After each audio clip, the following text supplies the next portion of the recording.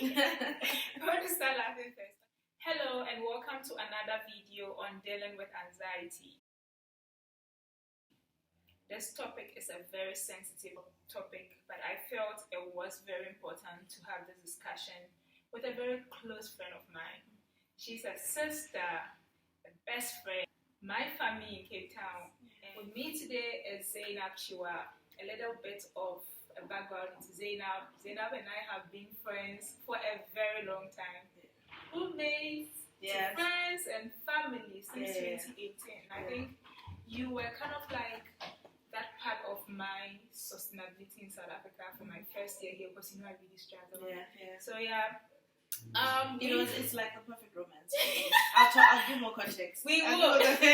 And I thought you would actually be the perfect person to have on this show on dealing with anxieties because you've been a bit open about this topic and not everyone is comfortable talking about this. So I'm actually happy we get to have this conversation and also the impact of this on other people. My name is Theresa Ayerigah. I have been struggling a lot with anxieties after my depression from 2020. And it took me a long time to actually discover how to deal with these anxieties. Zainab would also give a bit of background into her story once we go on with the questions we have today. But I just wanted to put this out there that this is not a professional advice. And if you are really struggling, we would encourage you to seek professional advice, see a therapist, a psychologist, or anybody that can really help you out on your journey through dealing with anxieties. So we're actually going to start, and I want us to start with you. You're welcome to our channel. Thank you for having me as well. We're actually privileged and honored to actually have you here. So the privilege is mine, really. Thank you for accepting the invitation, for making time to be on the show. And hopefully we learn from all your intellectual, what I mean. Would you tell me your experiences with anxieties and when was the first time you discovered that you really had them? I think the first thing I want to share, right, is that I think for the longest time you tend to have these experiences and you don't necessarily have the language for it, or even that you always think as though you almost externalize it. You think that it happens to other people and it can't be happening to me.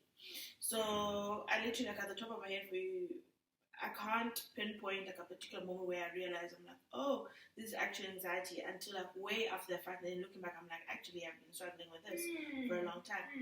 It was probably after lockdown, for the most part. That was when I realized that, because I saw in terms of how I've always been I'm extroverted. I love being around people. I like being with people. But coming out of that and having to socialize with people, I realized that I just wanted to always be alone on my own. Whenever I would go into spaces, almost like subconscious, I would almost, I would want to fold in and not want to be around a lot of people. And then just when it comes to particular instances, when for instance I have to do something, and then all of a sudden it wasn't just a normal fear. It was almost paralyzing fear, and that has never been who I am. I've never experienced myself in that way. I've always been quite daring in general. Very few things scare me per se, not people, but experiences for me. People, that's not a thing, but more experiences. And I think that's when and then when I started speaking to someone a professional, that's when and they were like, no, you're depressed, you have anxiety. That's when I was like, whoa, really? This whole time, I've been speaking to so many people, friends as well, who are telling me that this is what they're struggling with. And I didn't realize that I was also, to an extent, I was experiencing aspects of it. So bear in mind, this video, I think she also mentioned it earlier, we're not trying to diagnose anyone, but we're just really speaking from our own personal experience. I think that in the same situation you find yourself, I wouldn't be able to pinpoint exactly when I had anxieties, but I think it became more prominent to me after my depression episode. After I've been in Ghana struggling to get a job, and you know me, I'm a hands-on person. I don't want to be idle. I'm the biggest hustler I know. That's all I'm gonna say. I'm a hustler. I want to be out there doing other stuff. So I think I only only got to know about anxieties when I thought I was okay, and randomly I'll be panting, I can't breathe. Sometimes it didn't happen, like randomly. I'm just there, everything is fine. Like there's nothing I'm not anxious about anything. Like I'm not worried about tomorrow. But then you find yourself in situations. So people often say you don't even invite anxiety. So it's kind of, for me, it's also difficult. I think maybe I've had it previously. But maybe that system or whatever culture we have in Ghana kind of suppressed. So I decided to like seek some help, and that's where I realized that I do have anxieties, but then I could work my way out. Have you noticed any pattern of triggers for your anxiety? And if so, what are they? Oh yes, definitely. I don't know where this comes from. Always, this is from the time I was a kid. I think, like I said, I'm a very daring person. I'm a super ambitious person, and so I've always just like, I will just go for it for the best aspects of my life. And so I've always had this fear of not reaching my full potential. Like for me to reach my full potential, I need to be daring. I need to do whatever it is that needs to be done. It's always been second nature. It's a part of who I am. And so the triggers are when now, when I after I started sensing that no, there's something wrong here, is that I realized that all of a sudden there were your normal things that I would normally have just been able to do easily. I would be faced with paralyzing fear. I don't say fear, but like anxiety just for me from doing just your basic things. Simply because I'm very sure, I'm very, very sure that I can do this. I know how exactly to go about doing it. It's not a matter of me not believing in myself. I don't need motivation. It's just the doing itself. And it's not laziness either. You know what I mean? So it was like really confusing and conflicting. Those are usually my triggers are when I have to do something that will lead to something like really big. Or like if I have to prepare for a particular project or assignment or an exam, those are often my biggest triggers. But like also sometimes I'm still learning what those triggers are as well, because I think it's also seasonal. That there are certain times of the way where I know I'm like, it's a pattern. I know this time of the year I'm not always at my best, and so there's just like I just need to calm myself. For instance, for me, I was so anxious. So anxious about tomorrow, not finding job after school. You have a qualification like a master's degree, and all of a sudden, you have this, and you're supposed to be exposed to the labor market. You're supposed to be making money. Being a student for that long, but not having that, and also being someone who is always a hands-on person. Like I work on targets and I get them. Like I know sometimes when I tell my mom something, she's like, this one, she's going to get it. When I say I'm going to build a house, I know my mom is going to be convinced I'll build it in 1 year. That person. And so, she's saying that so loosely. Like, it's because she's done the craziest things. So like I do the biggest of things, not crazy. I do those daring stuff or set those goals, and I try and work so hard to meet them. So getting to that situation where I'm just like, all these goals are met, and just this one. I've worked so hard to get here. So why is this not working? So sometimes I'm just like, I don't know this, whatever pattern that is. But I think mine was basically about being anxious. For instance, now I'm really not anxious about anything, but I still get anxieties. Because like even this morning, I think I was in the bathroom, nothing has happened. I've done my praises, preparing for church. And then all of a sudden I just started breathing heavily in the bathroom. And I was just like, and nothing has happened. I'm telling you guys, like I'm not even anxious about anything.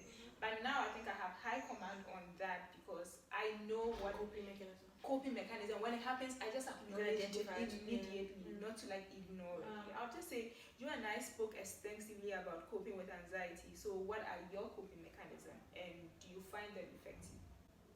Ooh, firstly, you're calling me out. It tends to happen when I'm alone for the most part. So it also tends to happen in the early hours of the morning. So if you know me, I have terrible sleeping patterns. So it's usually in the early hours of the morning. And what I tend to do is I'll just like pray. That often, like I just need to, I'm like, okay, cool, this is happening. And then also just like journaling. I'm a writer, you can even type on your phone. I've learned to adopt like a hybrid system of doing this, in the sense that I'm trying not to be fixated that, oh no, I journal in my journal and that's all. So if I don't have access to my journal in that moment, I'll oftentimes almost all the time, I always have access to my phone. Therefore, I'll just quickly type out a note and that sort of thing. And there's so many apps out there that you can design a very pretty, cute, aesthetically, whatever thingy, and do your thing in terms of journaling.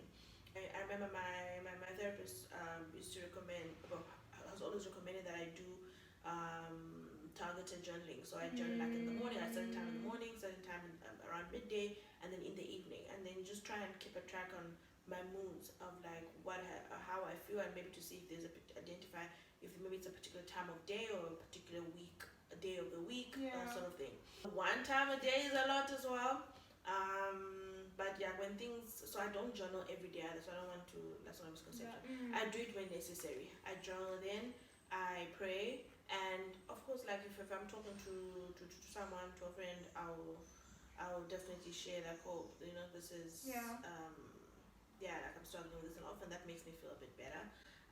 Even walks, So I'm not necessarily the most active of people, but there's this thing that I've always done, like I would take a walk, or even just like meeting up, socializing, like being around other people. It's very easy, and it becomes almost a drug for you to just close yourself off from everyone and just be alone. And that's something I've noticed that I've also adopted of late recently, which is good. I think it's important to also know and be able to enjoy your own company, but it gets to a point where it almost becomes like a scapegoat. Like it becomes almost like it's easy that you just shut the whole world out and spend. And so I'll often be like, I'll just like hit up someone, or even like make a call. That also often helps. When I get anxieties, I think my first coping mechanism is to get out from my situation. Like, where am I? I need to be aware of where I find myself. If I see I have anxieties, I just take like 2-3 minutes, take my gym stuff, I'm out. I'm like, I don't know what triggers that. So to manage it, I go back to that inner child. What do I enjoy doing as a child? Yes. Like, because I'm like, I was so bubbly and happy then.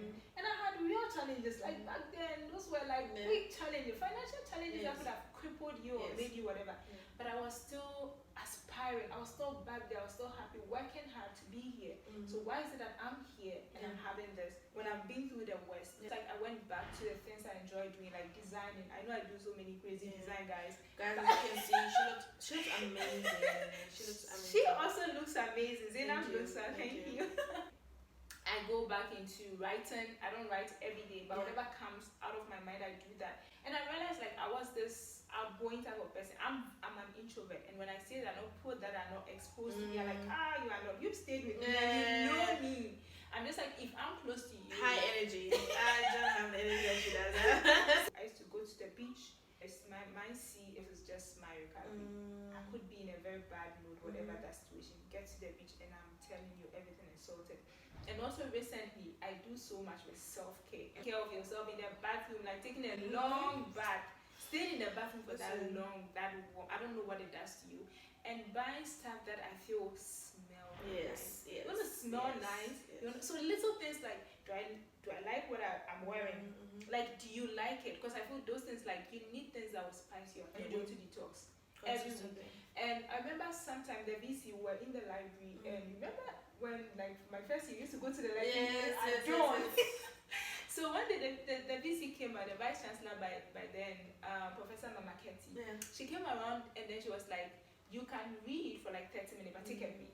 Because I'm not that type of person. If I want to get something that, if it's 2 hours, let's get you done in 2 hours. I can go and take a break after the 2 hours and focus on something. But that really got into me. So please, it doesn't really matter wherever you find yourself. Even if it's work, try and take little breaks, like those small breaks, 5 minutes, 2 minutes, 3 minutes. Get away from the screen, get away from the materials, the report you are writing, whatever, even if it's with school. And detox. You can detox with 2 minutes, guys. You can meditate. You can do whatever within 2 minutes. Oh my God. 2 minutes. You can do a lot. Just find what works for you and do that within those minutes. And yeah, I feel those really helps a lot in terms of like living with anxiety. But I think that's why it's important. The same way how you learn first aid for a lot of things, like in terms of medical emergencies and so forth. There's also a first aid for mental health as well. I think not enough is spoken about that. I'm a short person, And She's I not don't that know. short. Don't listen. I'm short. You can see her height from the video.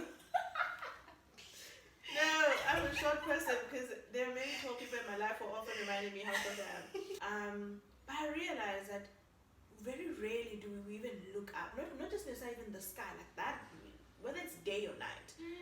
Even like the top of trees, the top of buildings, Wow. right? How often do you do that? And so all you do, like your whole, you just going through life, just looking at things in just like what is in your line of vision at whatever level that you're at in terms of your height, right? But so you don't see that there's a whole full picture of things. That a building isn't just the door that you see and the walls of picture that you're going to look at. There's so much more happening above you. There's life and things existing above, and I think just like noticing those different perspectives, it does a lot for your mind. Wow. Even with your mind, like what are you thinking of all the time? How often do you do to declutter it, to cleanse it, you know? And as a person of faith, like prayer is not just only like just like in terms of like, you know, we pray, but it's also like it's a communion with God. So I think like in that moment, I often say that if you cannot, if you feel there's nothing that you can talk to God about, then you have no business saying that to another human being. They're just like you, helpless just like you. At my words, and that's why I said, what do I normally do whenever I think? I often just pray. And if there's anyone who can help, it's him, and he will guide me towards people who can help me, you know. And so that's why, like, you put it in my heart to be like, hey, go reach out to this particular therapist, and like, you know, things don't happen by mistake. So when I go looking for people, he will put them into my life to go to specific people who I will connect with as we should. Because even with like with therapists and that sort of thing, or even if you don't, therapy is expensive. No. So like even like if it's like the people in your life as who like placing who you're going to speak to, placing that discernment in your life as to who am I going to speak, who am I going to open my heart to. God will guide that conversation. God will guide you in deciding who are you going to open up to, and will also guide that person in terms of what they're going to say back to you. I came across this thing called meditative yoga. December 2021, 2020, January 2022 was the lowest I've ever been, and I remember this one time, so I just come back and I was going through some kind like a training, and the whole morning I just felt so anxious. I didn't know what exactly it was, but I could just feel that I just was on the verge. I just wanted to burst out crying. I'm like, what is going on? I was in it was just really, really, really heavy. I was feeling heavy, right, emotionally.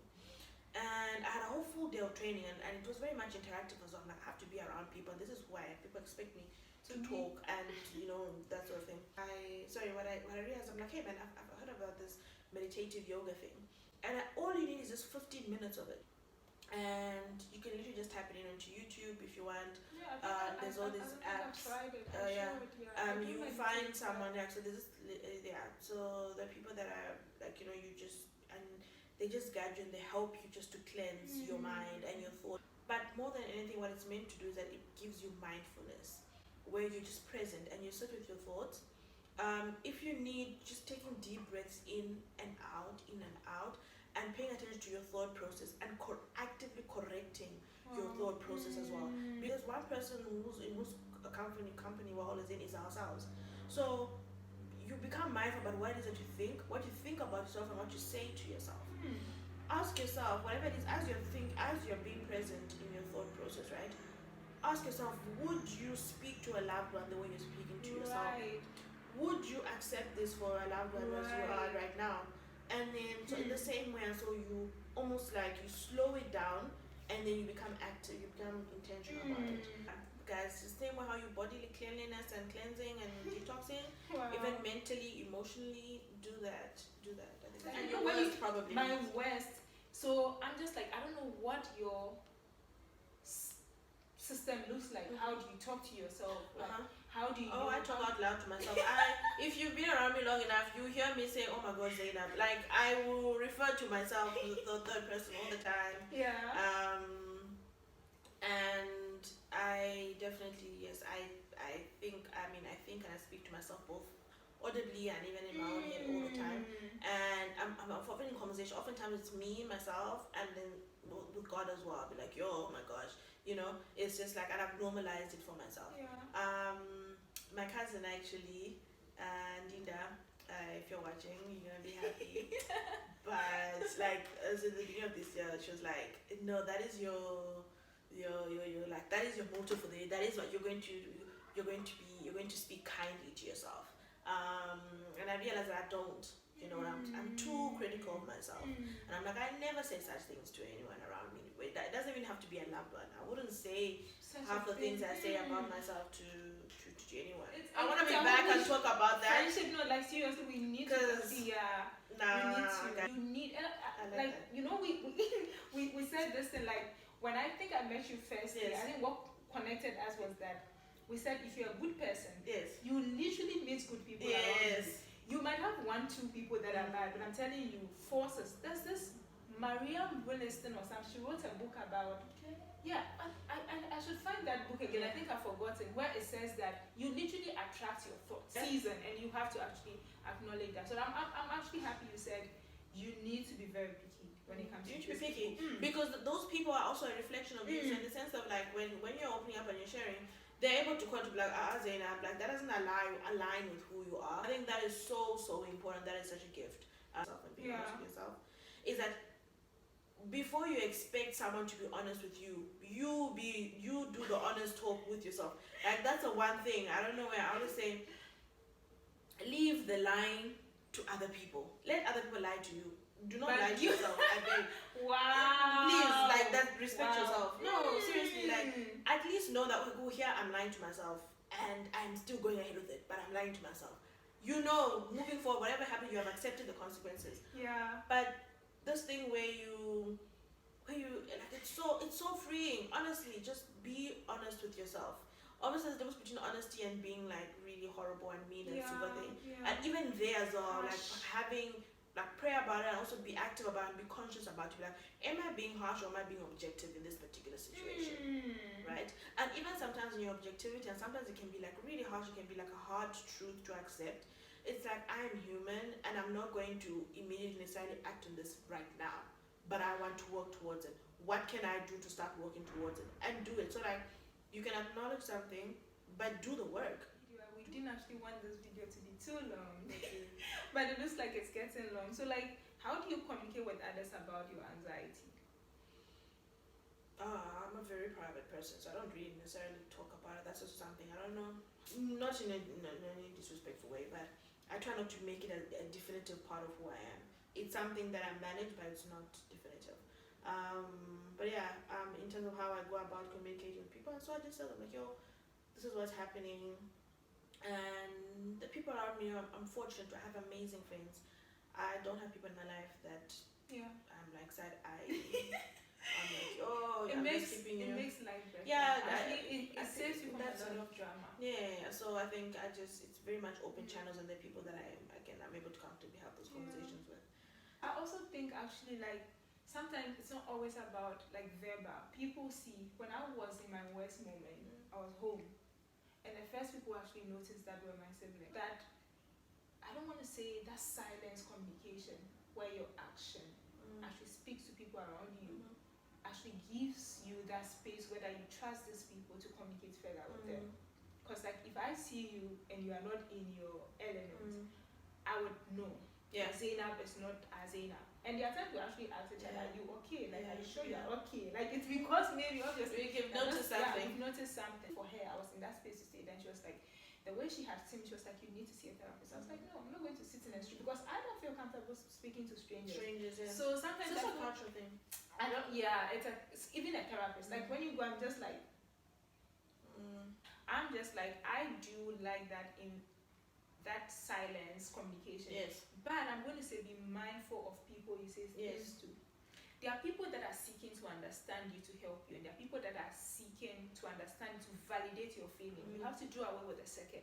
You don't have to prove that you are anxious to anybody. You don't have to prove that you are depressed to anybody. These are feelings that you are going through, and these feelings sometimes it's even difficult to have that words to express that. And so if you don't find yourself in that situation where you have good company, people that are just like, I want to listen to you, I want you to feel heard, you might end up in a very bad space.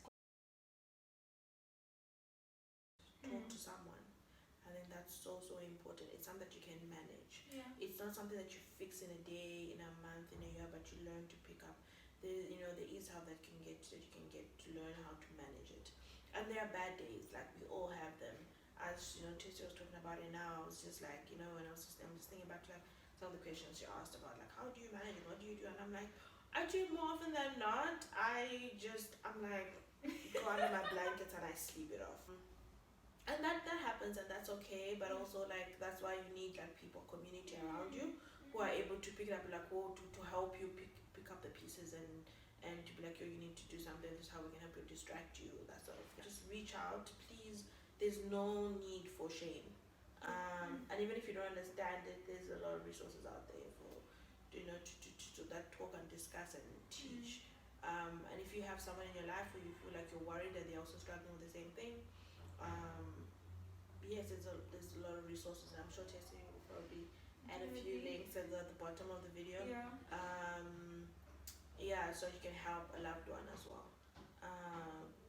Don't go around diagnosing other people, even self-diagnosing. But you know, there's really no need for shame, and I think it's important that in the same way how we look at other challenges, it's part of your health, part of your well-being. And so in the same way how you do things, all these like family remedies that we have for the flu and whatever, even with your mental health as well, there are also things that you can do to manage and to take care of yourself. So take care of yourself and try and find balance in your life. You can't just be focusing on one thing. Balance is the word. Balance. So just before we say goodbye to you, please subscribe to the channel. Subscribe, like, share, guys. And also just share your comment with us at the comment section.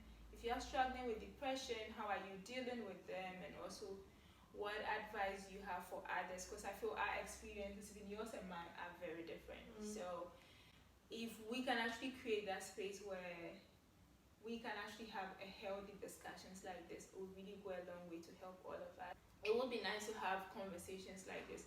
Also, tell us what are your expectations for upcoming videos on mental health. We are not professionals, but we try to our best to just use our experiences to inspire you. Stay connected, stay safe, stay healthy.